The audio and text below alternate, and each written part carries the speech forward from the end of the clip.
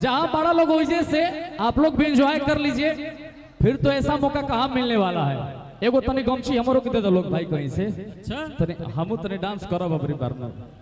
तनो गमछी दो लोग भाई कहीं से भाई।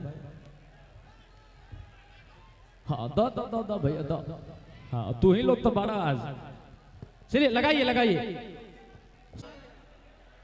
काल एगो गाना आइल रहा जोना के नाम है देवर हो। तो आप सब प्लीज सुनब जा।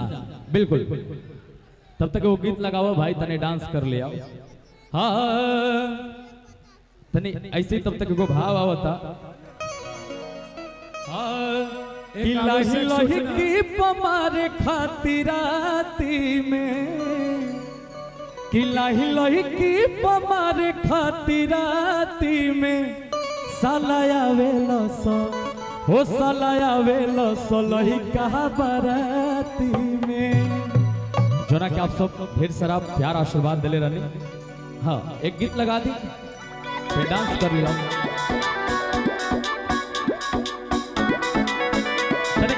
एक बार पॉज कर दे भैया। एक बार पॉज कर दे फिर बजा दे। अब तनी हमनी साथे तू वो लोग डांस करिया भैया।